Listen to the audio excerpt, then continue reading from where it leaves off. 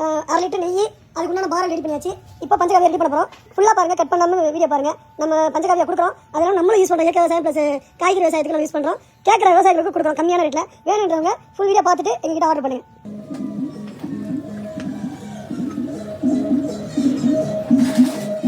So இந்த மாதிரி நெய்யை ஊற்றிட்டு 10 கிலோ சாணிக்கு இதை கலக்கணும்.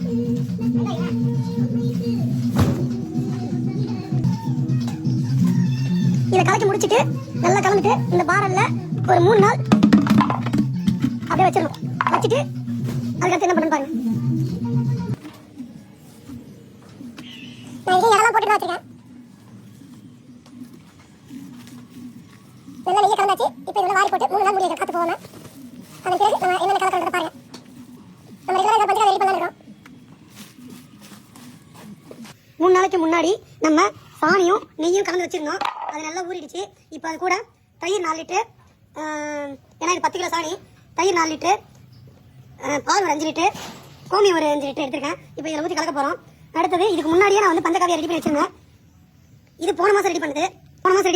நம்ம மாட்டுக்கு பாலில் மட்டும் லாபத்தை எதிர்பார்க்காம இந்த மாதிரி பஞ்சகாவியான்ற உரம் ரெடி பண்ணியும் நம்ம கொடுக்கலாம்னு இருக்கோம். ஸோ தேவைப்படுற நண்பர்கள் எங்ககிட்ட பால் தயிர் எப்படி வாங்குறீங்களோ அதே மாதிரி இந்த பஞ்சகாவியா இதெல்லாம் வாங்கிக்கணும். இதெல்லாம் எங்ககிட்ட சுத்தமாக இருக்கும். பொருள் வந்து கலப்படம் இருக்காது.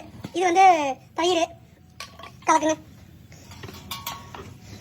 ஸோ சாணியில் தயிரை ஊற்றியாச்சு. தயிரை ஊற்றி கலந்துட்டு இருக்கோம். இது ஒரு 4லேருந்து 5 லிட்டர் கணக்கு இருக்கும். அடுத்ததாக பாலை ஊற்ற போகிறோம். இது பால் ஒரு 5 லிட்டர். எங்களை மாதிரி ஆள்கிட்ட நீங்கள் வாங்கினீங்க அப்படின்னா அதில் கலப்படம் இருக்காது. சுத்தமான பொருள் மட்டும் தான் இருக்கும். எப்படி நம்ம பால் தயிரெலாம் எப்படி சுத்தமாக கொடுக்கணுமோ அதே மாதிரி பஞ்சகாவியா கூட செடிக்கு தான் தெளிக்கிறாங்க. ஆனால் அதை கூட நாங்கள் வந்து சுத்தமாக தான் கொடுப்போம். பஞ்சகாவியாவை எங்ககிட்ட வாங்கிக்கிட்டு இந்த மாடுகளுக்காக தீவனத்துக்கு நம்ம தான் யூஸ் பண்ண போகிறோம் மெயினாக. ஸோ எங்ககிட்ட பஞ்சகாவியா வாங்க, மாடி தோட்டம், வீட்டு தோட்டம், வயலில் எதுக்காக இருந்தாலும் பஞ்சகாவியா எங்ககிட்ட வாங்கிங்க. பாருங்க, தயிரும் பாலும் ஒன்றா கலந்தாச்சு. இப்போ கடைசியாக நம்ம கலக்க வேண்டியது கோமியம் தான். ஸோ இப்போ அடுத்து கோமியத்தை ஊற்றுறோம்.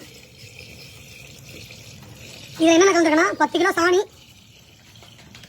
1/2 லிட்டர் நெய்,